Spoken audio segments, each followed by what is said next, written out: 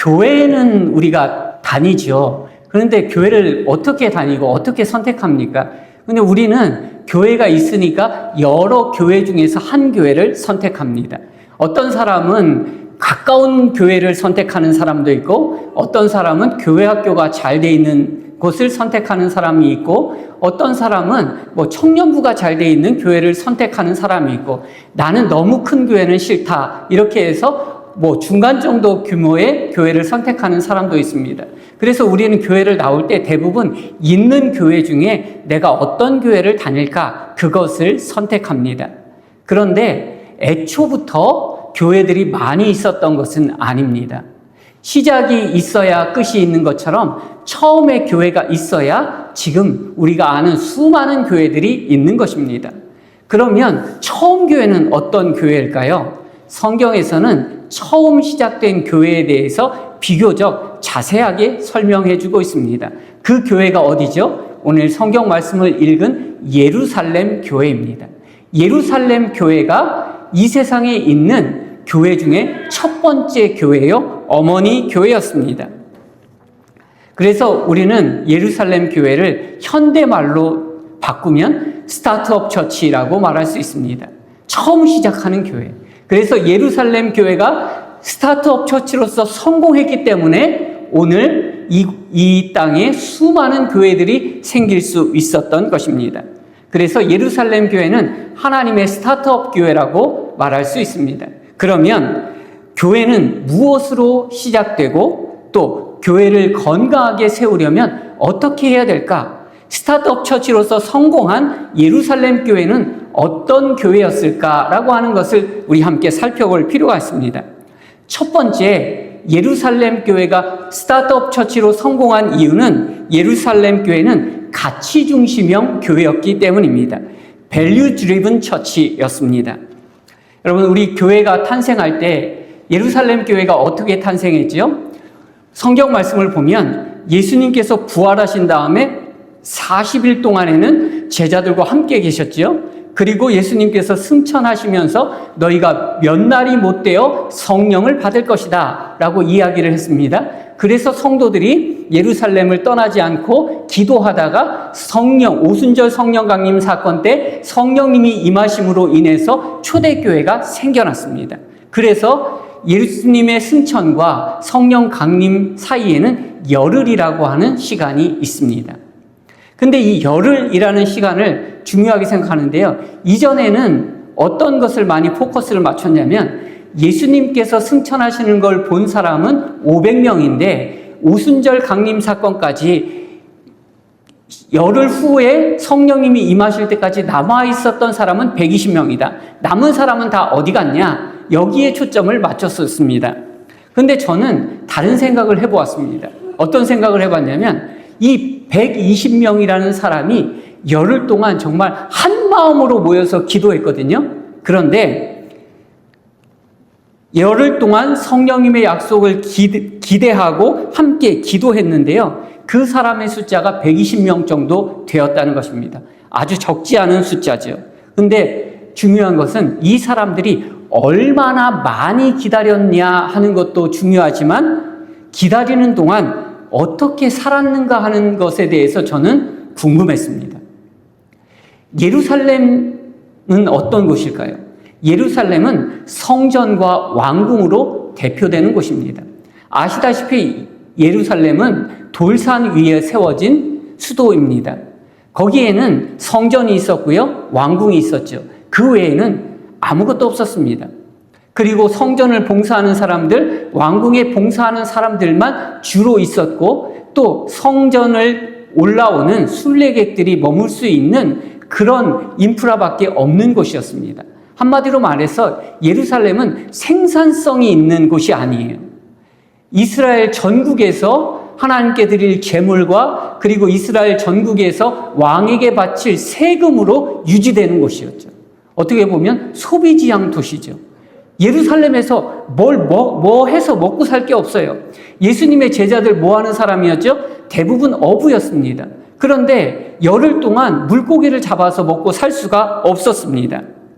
그러니까 누군가는 열흘 동안 120명이 열심히 기도할 수 있도록 재정과 그리고 숙식을 책임져야 할 사람이 있었다는 것입니다. 여러분, 기다림에는 보이지 않는 비용이 필요합니다. 누군가는 공간을 열고 음식을 준비하고 비용을 감당했을 것입니다. 그러니까 이 열흘 동안에 성령님이 오시는 이 기간 동안에 교회는 보이는 역사 이전에 이름 없는 사람들의 보이지 않는 헌신이 있었다는 것을 의미합니다. 헌신이 있었던 거예요. 물론 마가의 다락방에 120명이 모였으니까 마가가 부자였을 것이다. 네, 그렇겠죠. 그렇지만 마가 가정에서 혼자 다 감당하기는 벅찬 숫자입니다. 이름 없는 많은 사람들이 성령님이 임하실 때까지 120명이 먹고 자는 것을 누군가는 책임졌다는 거예요. 근데 성경에는 안 나오죠. 근데 우리는 그것을 기억해야 될 필요가 있습니다. 그것뿐입니까? 예루살렘에 교회가 세워졌죠? 말씀드렸잖아요. 예루살렘은 생산성 있는 도시가 아니에요. 예루살렘은 그저 계속 있는 것을 쏟아 부어야 하는 마이너스만 되는 교회였습니다. 그러니까 예루살렘 교회가 생기고도 가난한 사람들이 많이 있었죠. 그 사람들을 도와야 될 필요성이 있었습니다. 그래서 예루살렘 교회의 성도들이 어떻게 했습니까? 자기 전 재산을 팔아서 가난한 사람들에게 나눠주고 함께 기도하는 공동체가 나누어 쓸 수 있도록 그렇게 만들어졌습니다. 그들은 이례적 감동이 아니라 공동체를 유지하는 방향으로 그들의 재산을 써서 헌신했습니다. 그러면 이것이 가능했던 이유가 무엇이었을까요? 여러분, 그것은 세상의 가치보다 하나님의 가치가 더 소중하다는 것을 예루살렘 성도들은 믿고 있었기 때문입니다. 그것이 value driven church라는 것입니다. 가치 중심형 교회였기 때문이죠. 기도와 헌신은 의지에서 나오는 것이 아닙니다. 예수 그리스도의 가치를 깨달을 때 가능한 것입니다. 가치를 모르면 기도는 부담이요 헌신은 손해일 뿐입니다. 그러나 가치를 알면 기다림도 드림도 나눔도 아깝지 않고 기쁨이 되는 것입니다. 예수님의 비유 중에 값진 진주를 찾은 상인의 비유가 나옵니다. 어떤 상인이 물건을 사러 갔는데 진주를 발견했어요. 근데 그 진주가 얼마나 좋은 것인지 그걸 사고 싶었는데 돈이 없었어요. 그래서 어떻게 했습니까? 잠깐만 기다려 한 다음에 자기 집으로 달려가서 자기의 모든 소유를 팔아서 그 진주 하나를 샀습니다. 근데 우리가 잘 아는 것처럼 금매는 어때요?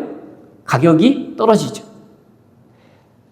똑같았을 것입니다. 그 진주를 사려고 했던 상인도 자기의 재산이 평상시에는 돈을 많이 받았겠지만 그걸 급하게 내놓으려고 하면 훨씬 더 싸게 내놓고 손해봐야 했을 것입니다. 그러나 그 상인이 내가 원래 갖고 있는 것보다 조금 돈을 받을 것 같다고 해서 그것을 주저하고 몇 달 동안 기다렸을까요? 그러지 않았습니다. 왜? 그러는 동안 그 진주가 팔리면 안 되니까요. 내 전 재산을 팔아서 그것을 사도 그것보다 몇 배의 가치가 있다고 생각했기 때문에 자신의 재산을 헐값으로 파는 것에도 개념치 않고 그의 목적은 그 진주를 사는 것이었습니다. 그리고 그걸 사고도 어떻게 했어요? 기뻐했다고 얘기했습니다. 여러분, 그 진주가 무엇입니까? 그것이 곧 예수 그리스도요. 그것이 곧 우리를 살리는 복음인 줄 믿습니다. 우리가 복음을 소유하면요. 예수님을 알고 있으면요. 우리가 갖고 있는 것이 아깝지가 않아요. 나눠줘도 아깝지가 않습니다. 그런데 어느 순간 아깝다라고 생각이 듭니까? 그러면 우리는 복음의 가치가 흐려진 것입니다. 성도 여러분, 우리는 우리의 인생을 살아가면서 우리 한 주를 살아가면서 진짜 나의 가치는 무엇인가? 어떤 가치가 내 인생을 드라이브 하는가 하는 것을 생각해 보았습니까? 오늘 예루살렘 교회는 스타트업 처치로서 우리에게 이렇게 말합니다. 우리는 밸류 드리븐 처치가 되어야 된다. 가치 중심의 교회가 되어야 된다. 가치 중심의 사람이 되어야 된다. 가치 중심의 인생이 되어야 된다. 어떤 가치냐? 예수 그리스도가 세상의 그 어떤 가치보다 소중한 가치고 그것보다 중요한 것은 없다. 그렇게 생각할 때 교회는 세워져 가는 것이고 인생은 세워져 가는 것입니다.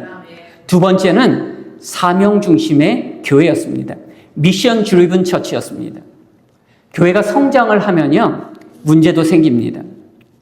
우리가 아이들 자랄 때 키가 큰다라고 그럴 때 막 키 크는 시절이 있죠? 그러면 어떻습니까? 아이들이 한 번씩 아픕니다. 근데 그것이 병에 걸려서 그런 게 아니라 어른들이 말하기를, 이거는 크려고 하면 이 성장통을 겪는 거다, 이렇게 얘기했죠. 마찬가지입니다. 교회도 스타트업으로 시작해서 이제 막 성장하면 무슨 문제가 있습니까? 문제가 생겨요. 문제 없는 곳은 아무것도 없습니다.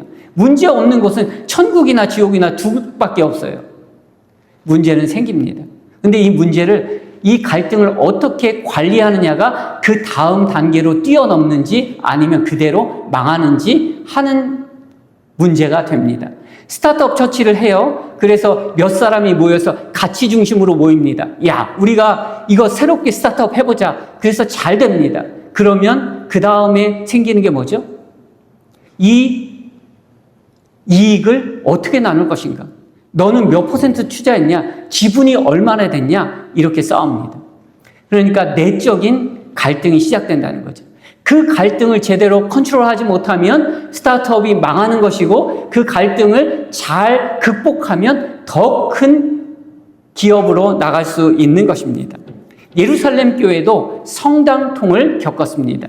그것이 뭐냐면 가난한 사람을 돕는 문제였습니다. 예루살렘 교회에는요, 가난한 사람들이 많았어요. 특히 헬라파 여인들도 있었고 히브리파 여인들도 있었는데요.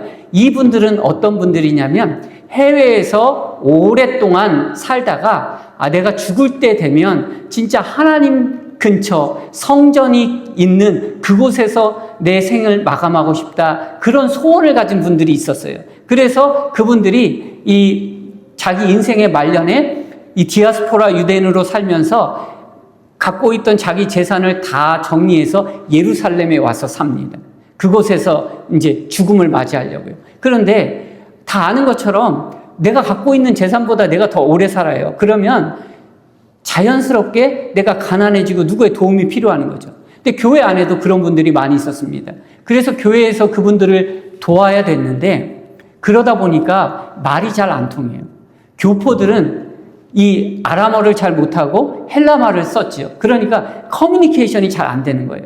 그래서 커뮤니케이션이 잘 안 되니까 이 헬라파 가난한 사람들이 어떻게 생각했냐면, 우리를 해외에서 왔다고 조금 차별하는 거 아니냐, 우리가 교회에 도움을 못 준다고 해서 우리를 차별하는 거 아니냐, 그런 문제가 생겼어요.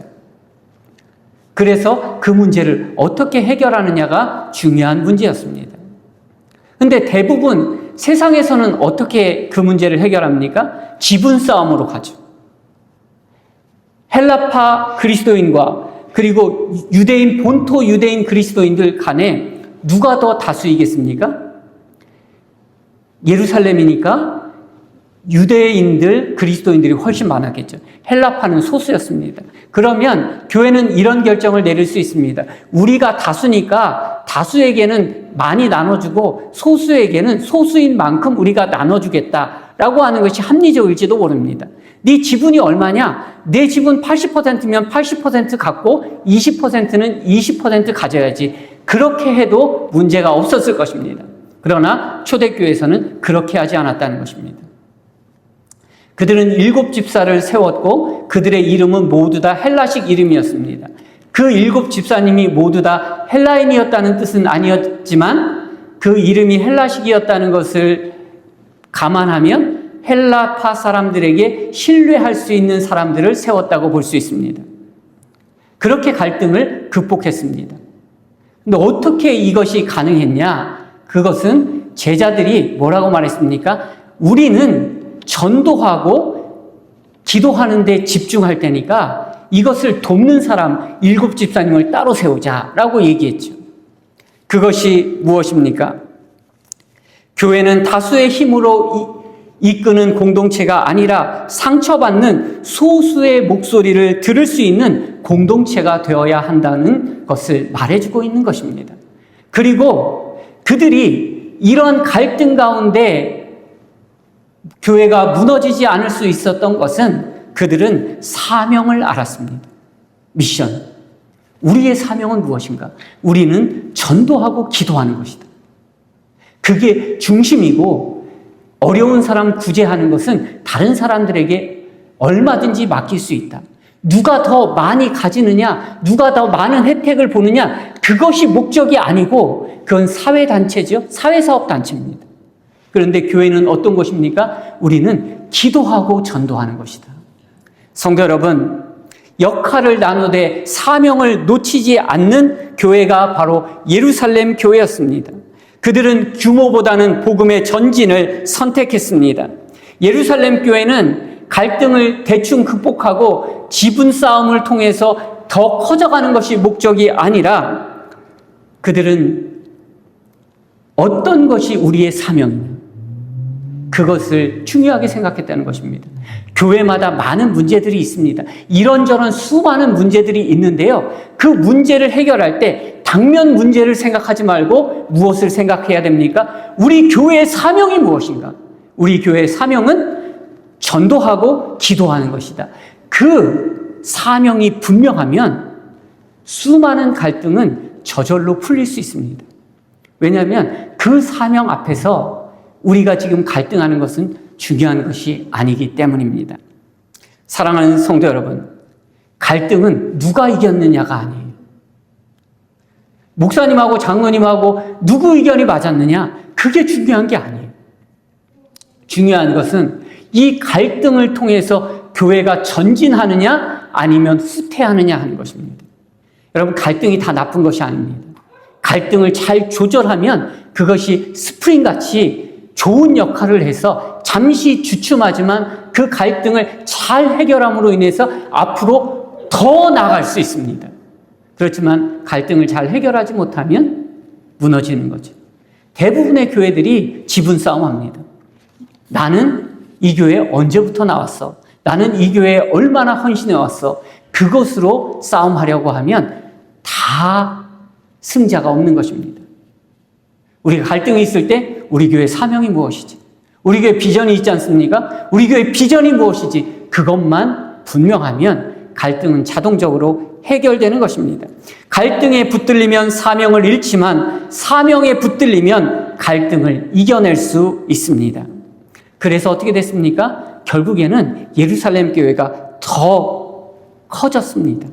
여러분, 우리는 갈등 앞에서 내 권리와 편의보다 복음의 진전을 먼저 보고 계십니까? 아니면 내 지분을 먼저 따지고 있습니까? 내가 우리 교회에서 어떤 사람인데? 이 생각부터 드십니까? 아니야. 그게 중요한 게 아니라 우리 교회는 전도하고 기도하는데 그것이 우리 교회를 이끌어 나가는 힘이야. 거기에 내가 순종해야지. 이렇게 갈등을 극복하고 더 복음의 진전을 앞세우는 성도들이 되시기를 바랍니다. 세 번째로, 예루살렘 교회가 스타트업 처치로서 성공할 수 있었던 목적은 그것은 동역 중심의 교회였기 때문입니다. 파트너십 드리븐 처치입니다. 파트너십이라는 것입니다.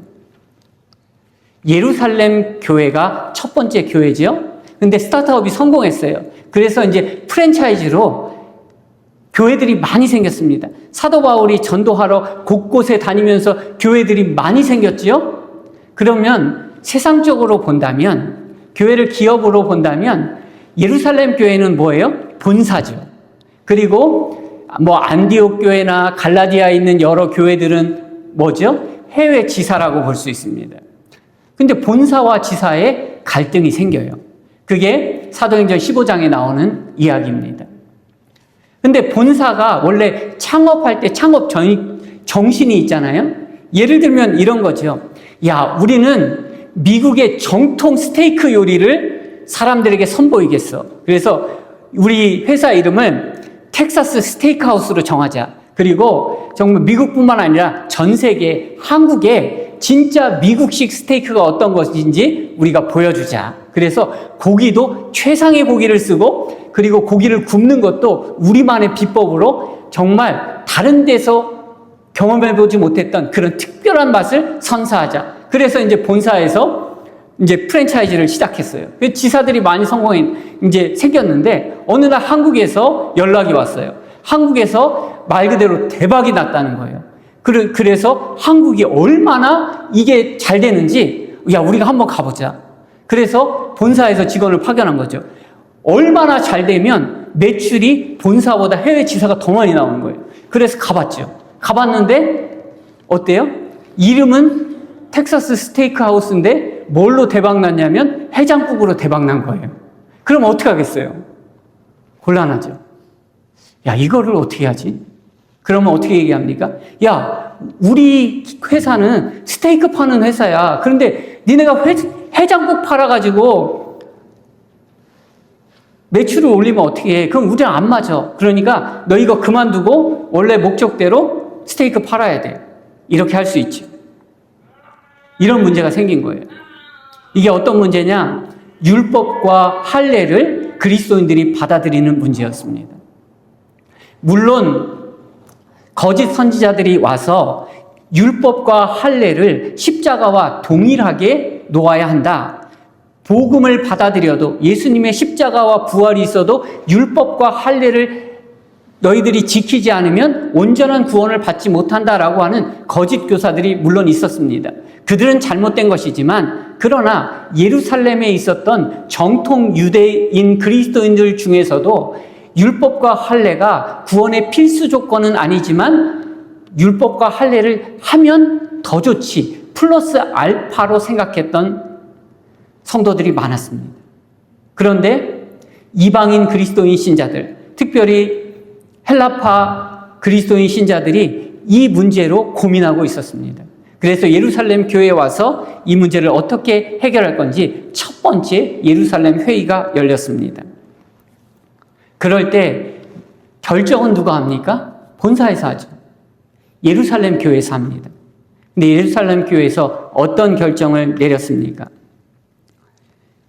예수를 믿는 믿음의 유대교 전통을 구원의 조건으로 추가하려는 문제에 대해서 예루살렘 교회는 복음 외에 이방인들에게 무거운 짐을 지우지 않기로 결정했습니다. 할례와 모세의 율법을 구원의 조건으로 요구하지 않았다는 것입니다.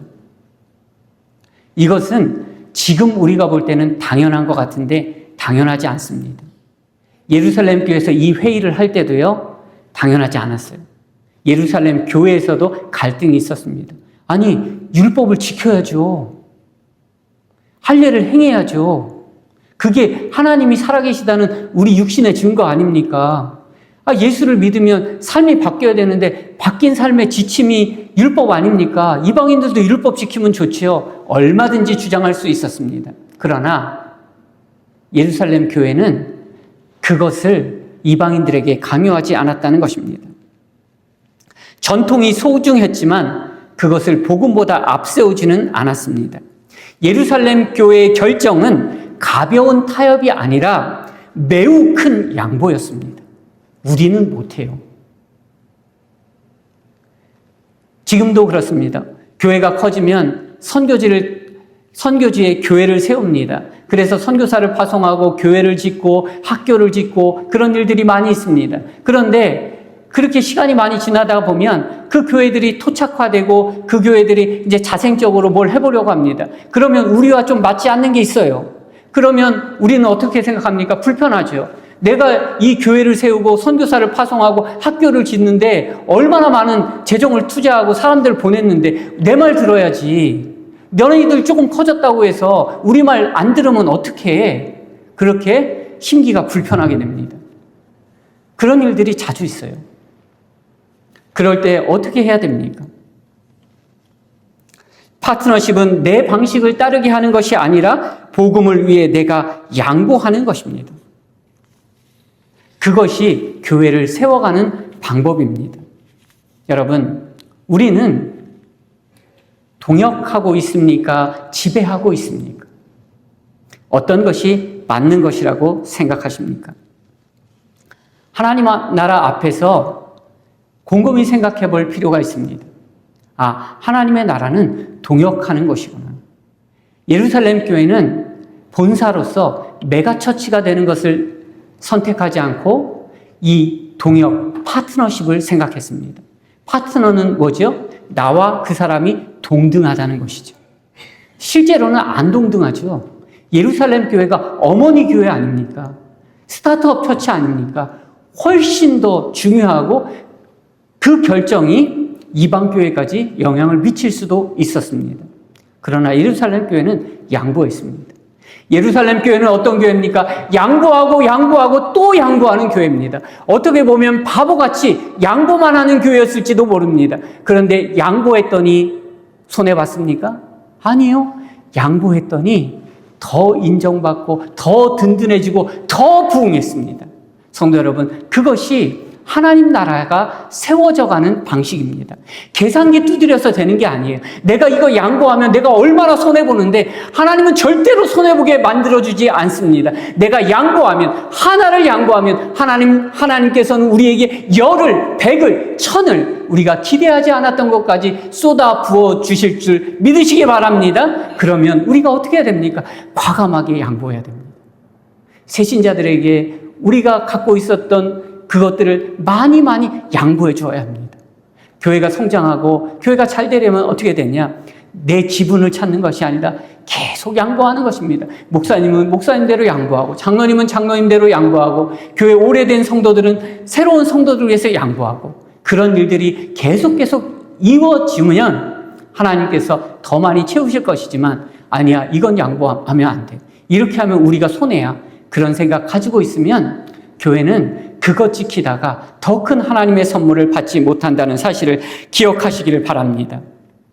그것은 큰 교회가 작은 교회를 바라보는 시선이어야 하고, 작은 교회가 또한 큰 교회를 바라보는 시선이 되어야 합니다. 재정이 얼마냐, 교인 수가 몇 명이냐가 중요한 것이 아니라 우리는 모두 하나님 앞에 동등한 파트너십을 갖고 있는 교회다라는 생각을 가지고 신앙생활 해야 합니다. 큰 교회라고 해서 교만할 필요도 없고, 작은 교회라고 해서 의기소침할 필요도 없는 것입니다. 그것을 예루살렘 교회는 역사에서 보여주었습니다. 예루살렘 교회는 하나님의 성공한 스타트업 처치였습니다.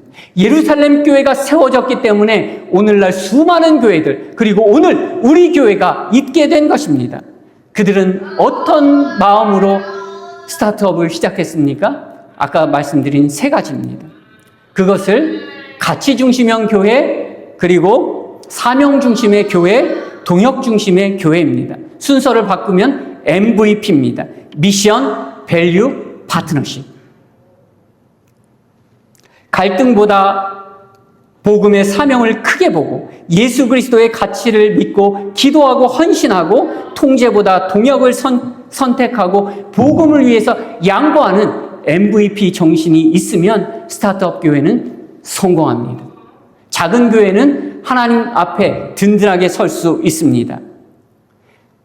성도 여러분, 예루살렘 교회는 예루살렘에 하나 있는 메가처치로 남는 것을 선택하지 않았습니다.